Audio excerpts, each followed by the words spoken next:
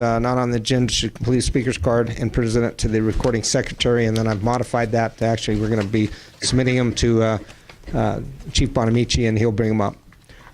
Public comment will be limited to 3 minutes. No action can be taken by the commission at this time. Any item requiring commission action may be scheduled on a future commission agenda. In addition to this public comment period, public comment limited to 3 minutes per speaker will also be allowed on each agenda action item, but not on reports or informational items unless otherwise noted on the agenda. Okay, public comment. Joe Blakesley. That was for what I just talked about. I'm going to go through every card we got. Mel Belding, because they all say various on them. No, I gave you one specifically for public comment. I do have yours that says public comment, and that's why you're on the top. You didn't lose it, like you told me you were going. Well, you said we were closed, that's right. I was burning something out back. It wasn't yours? It wasn't? It was one of mine. Mel Belding, Washoe County. Seems like every year we got to come up here and talk about the same items. Heritage recommendations. Don't know if I'm here talking to the commission last year or the new one. I hope very seriously that you guys have the recommendations from the committee, and you look at 01, which is the most important one you got there, and you fully fund it. You got to find a way to fund it. They're all great projects. I'll be the first to admit it. I think our emphasis should be on mule deer, and trap and transplant is big for mule deer. I think the biggest burn I got is about projects denied. 1315, water development, Muddy Mountains. I don't need to tell you how many sheep are in that area, over 800.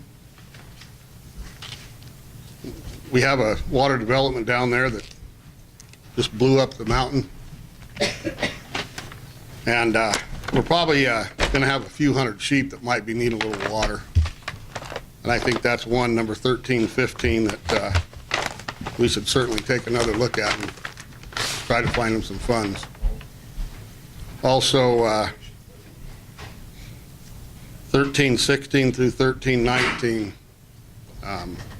they were cut more than 50% than what was being requested, and those are very important flights. And it's not just about sheep, guys, it's about everything that exists out there. And I know they're all important. There's only a little bit of money to go around, but something has to take priority, and I think that's water and habitat. Thanks. Can I address that a little Sure. bit? Hey, Mel, yesterday during those discussions, we really wrestled back and forth on the money and recognizing the water development, recognizing flight time and everything, and recognizing trap and transplant, the items that you brought up. In the room was Dennis Wilson from NBU. Mm-hmm. And multiple times I brought Mr. Wilson to the podium to say, we need to know where you guys are at. And he cannot give us where he's at because he cannot speak for NBU until he goes back to the board. The process this year is set up that we are not, the heritage projects, the committee used to meet one day and the commission approve it the next day. The process now is for the committee to throw this stuff out knowing we're going to have shortfalls. Let the cabs look at it, let the NGOs look at it, let the department relook at it, because we had a fence project in Elko County for Kerry Hubner, $24,000, almost $25,000, that was on a heritage.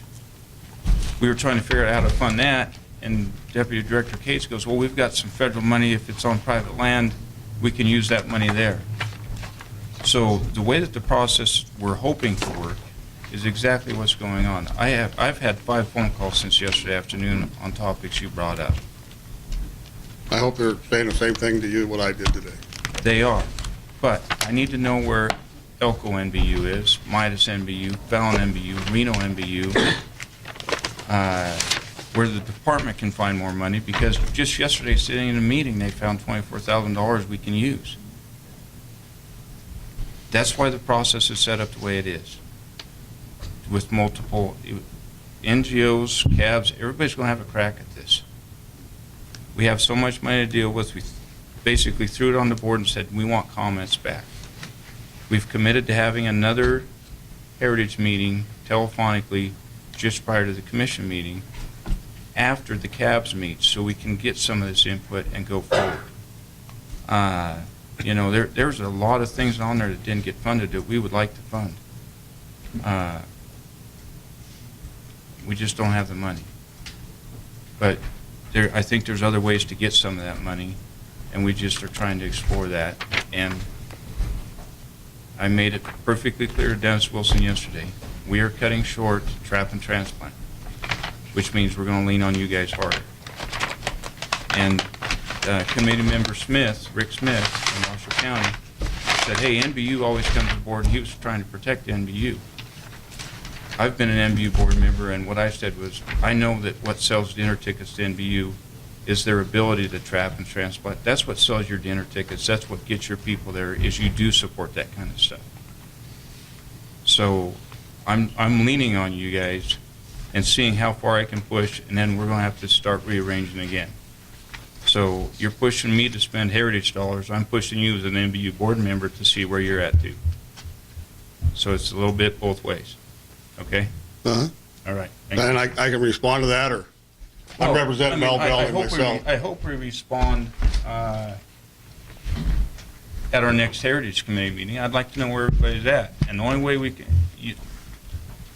way that we can even start this discussion is to find out where the Heritage Committee's at.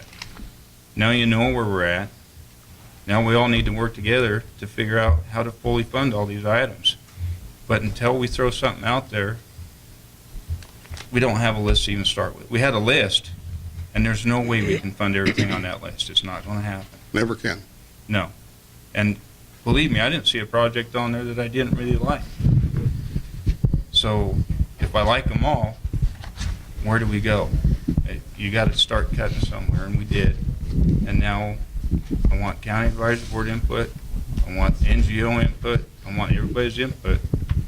We're going to have to do it again. That's what it comes down to. Fair enough. Okay, thank you. Commissioner Wallace, Chairman of the Thank you, Heritage Mr. Committee. Chairman. I was going to actually bring this up tomorrow during members' comments, but if it's kosher to talk about it now, that was why I held this meeting now. I was hoping to get some input from the cabs, from the different groups and stuff like that. And I had one cab call me. Rex Flowers called me and asked and said, hey, what are you going to do? And I said, well, my intention is that we get some information out there and put some things together so everybody gets two chances to look at it. And quite frankly, everybody overlooked the first chance. And now we're down to one chance. And the criticism in the past is, well, we didn't have time to do this and we didn't have time to do that. And that's why I wanted to make sure that there was time for that to happen.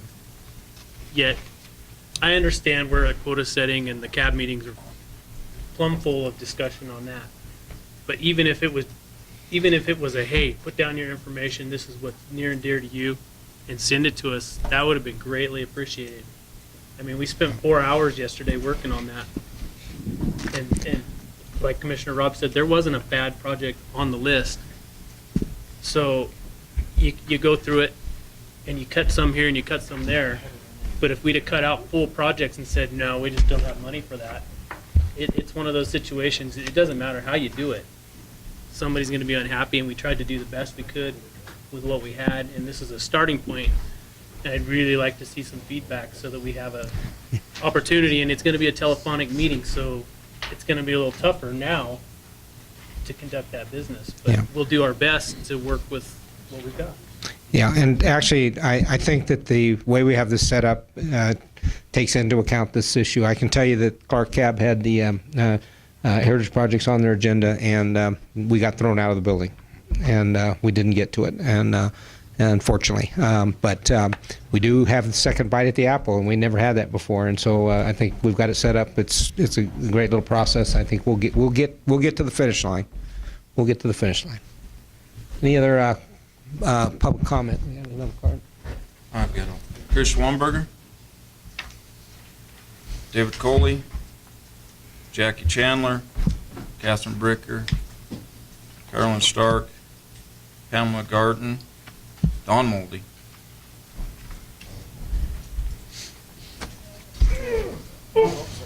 Mr. Chairman, Don Moldy-Reno, I guess this is sort of in the interest of full disclosure relative to your discussion about the Sunset Subcommittee and misinformation regarding monies and I don't know what all. But what I wanted to say is that after, I don't remember talking about NDOW monies at that meeting, partly because I think Dr. Litt and I were on the tail end of the witness list and we got shortchanged on time. Otherwise, I'd have probably gotten to it. But anyway, what I did a week or so afterwards is I put together a little position paper for the subcommittee and sent it to the chairwoman, Ms. Bustamante Adams, as to whether sportsmen really do pay for wildlife. That was sort of the provocative way I entitled it. But I went into the idea of sportsmen and the public and where money comes from and whatnot. It was not part of that public discussion. This is something that came afterwards, but I know the committee received the letter and I think it has gone around. So the reason I'm saying all of this is when I get home, I'll try to remember to send a copy of it to you so that you know exactly what they have. Although it wasn't, strictly speaking, a part of the meeting that day. You can do with it whatever you like, Commissioner Drew. I'll send it, but I want to make sure I get it to you. If you don't see it, remind me about it, because you should have that just so that, you know. Yeah, I have not seen it at this Okay, point. I'll send it over. I know that Dr. Moldy has made positive comments about us to the governor. I think that was a no, Ken. Casey Nelson, I said mine earlier. okay. Raquel Arthur, Gerald Lent,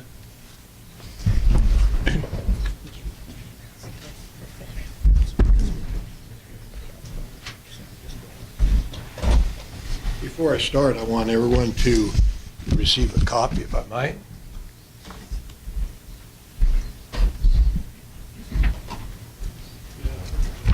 Go ahead and start his clock. No, wait.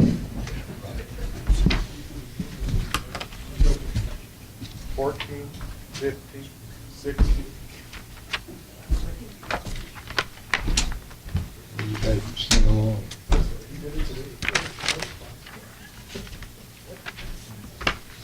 You're writing up here than mine.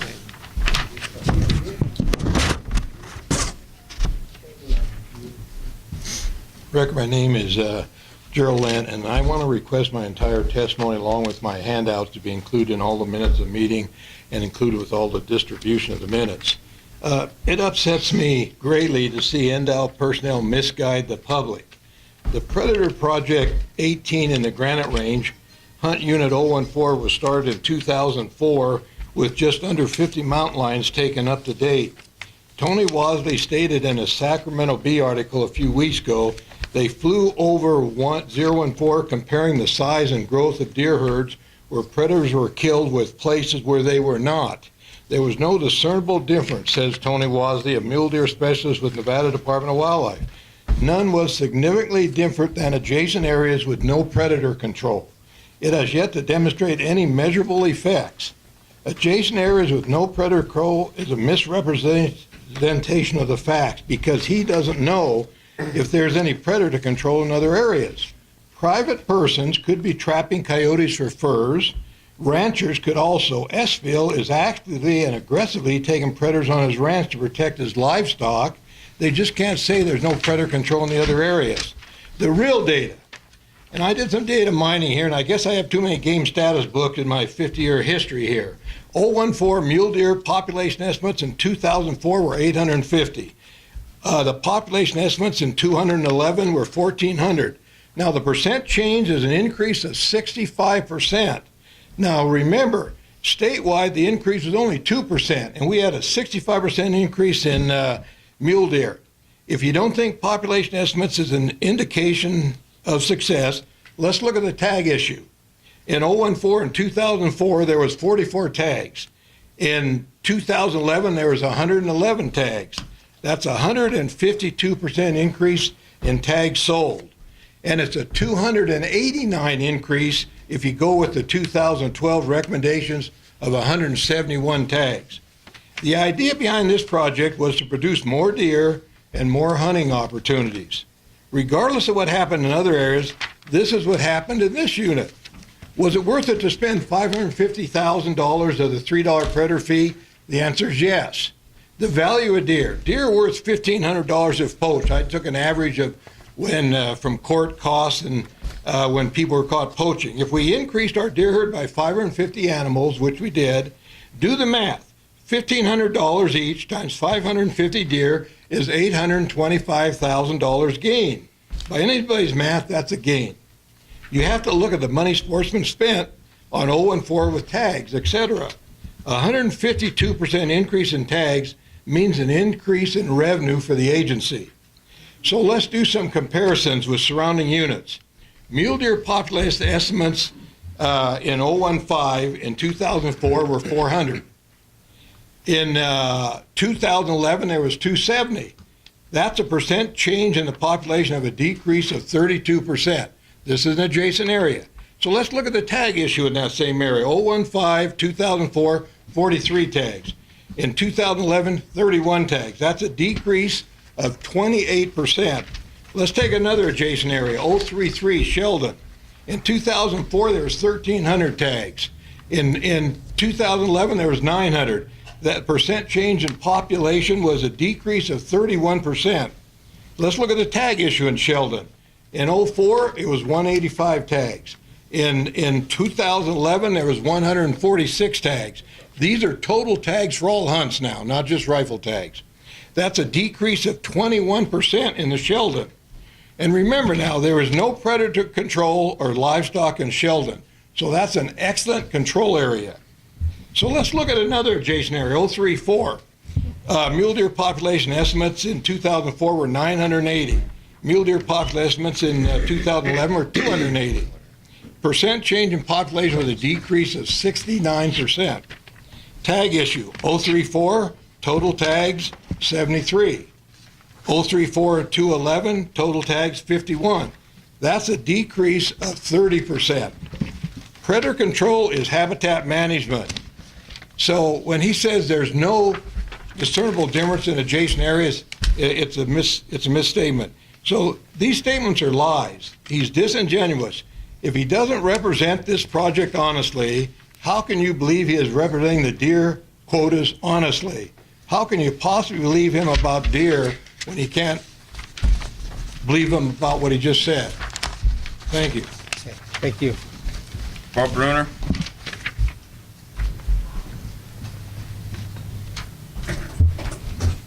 Glenn Copeland?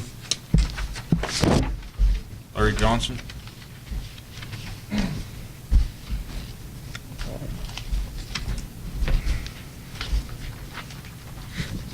Larry Johnson, Coalition for Nevada's Wildlife. Back in February, I believe, I gave you a kind of a summary of proposal that we were working on as far as an intermediate land designation to provide protection for wildlife habitat. I just wanted to give you a brief update of that.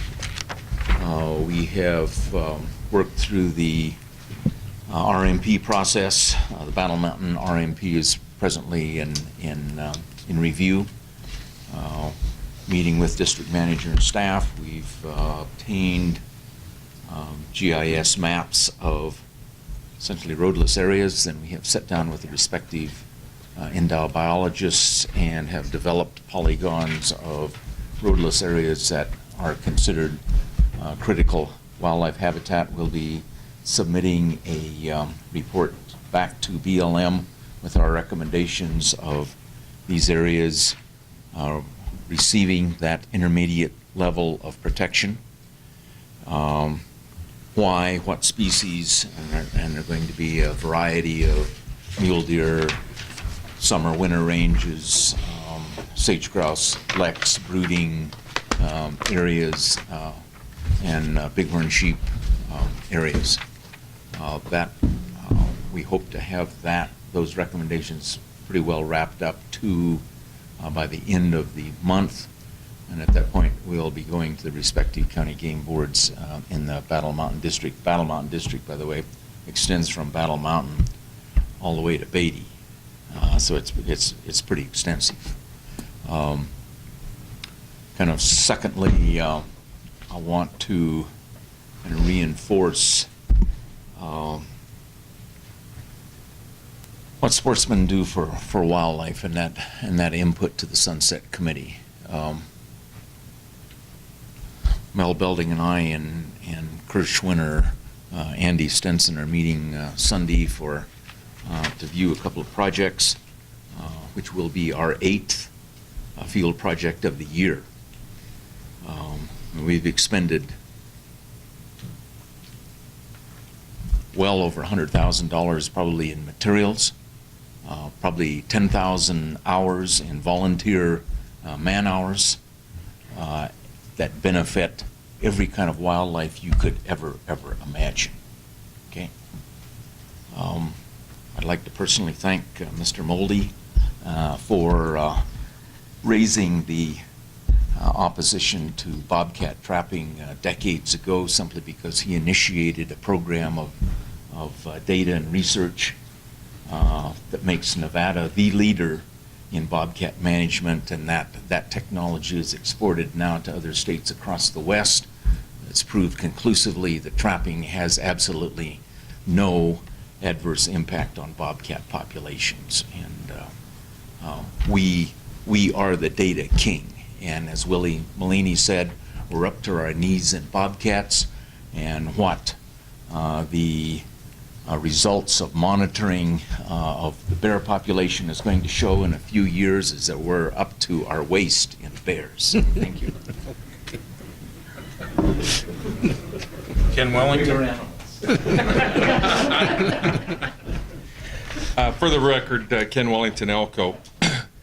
Going back, most of you probably didn't realize this, but at the last meeting, when we were talking about the bear boundaries and we voted for option 4, that was Dr. Moldy's second win for the year. And when that happened, he made a commitment to Dr. Dixon and myself that he was going to financially make a donation to the department.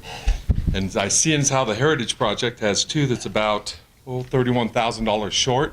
That might be an area that he might want to look at instead of going straight to the department with that. I just wanted to throw that out there. Just so you know, he offered to take a look at that too, by the way, yesterday. So, legitimately, he did. I was hoping for donuts myself. Go from $31,000 Dixon. donuts, huh?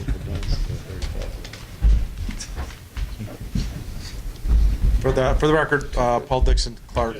I did want to say that even though there's been a lot of consternation over trapping, black bears, horses, predators, I think it was mentioned up here that when I started having my CAB meetings, I was picked on relentlessly by former commission chairs and some of their supporters from down the south because I had 5 to 20 people in my audience, max. And 20 is when I had duck season up at Overton.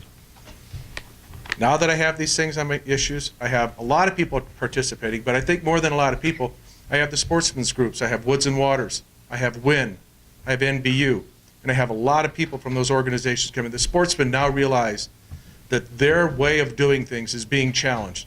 It's no longer sit back and everything's going to be okay. This commission's going to take care of it. The county has to get involved. And I think a lot of good has come out of this, letting people understand that they need to get involved in things.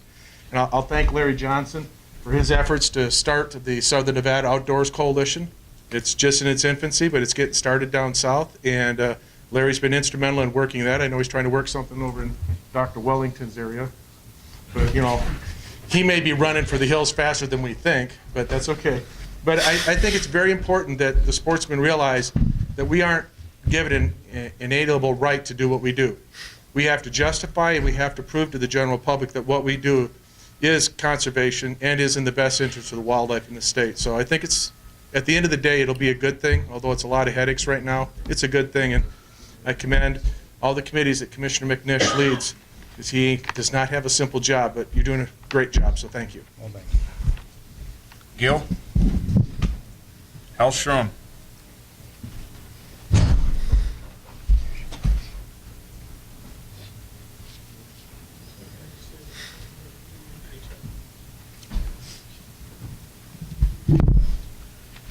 Good afternoon. For the record, Hal Schrum, I'm speaking for myself. Mr. Chairman and Commissioners, a lot of misinformation has been presented by the department concerning the setting of last year's deer quota. In 2011, the department wanted an unprecedented 15% hike above the 2010 quota. Computer data the commission had received reflected areas that were static or losing numbers. Therefore, the majority of the commissioners took the heat and did the right thing and reduced the quota by 10%, not 25%. The end result, as everyone knows, is another yearly gain of almost 3%. Depending upon which department paper you read, this is the second or third consecutive year the herd has supposedly increased. As for all the talk of using scientific data, according to Mr. Tony Wosley, the deer total number is arrived at by tripling the numbers seen from helicopters and aerial surveys. This means to account for the approximate 112,000 deer herd numbers, they would have to count over 37,000 deer. Even that number is suspect because some areas are not counted every year and some haven't been surveyed at all in years. With a 40% overall success rate, including non-resident and no hunts, the department has to be projecting approximately 11,500 or more deer will be taken in 2012. That is over 10% of the deer if you believe the methods used to count. If the harvest is normal, nearly 12,000 deer will be removed, leaving somewhere around 103,213 for a net loss of approximately 8%. It appears the philosophy of the department is to ignore the hunters, the herd welfare, and just sell tags. I ask the commission to once again do the right thing. The massive raise in the quotas is not acceptable, and it should not be done to us just because it can. Thank you. Okay, we're through all the public comment cards. Is there anybody else that would like to come up and speak in public comment? Okay, seeing none, that's it for today. So let me see if I can get this right. We stand in recess? Recess. We stand in recess till tomorrow morning at, let me get my glasses on, at 8:30 a.m., Saturday, May 12th.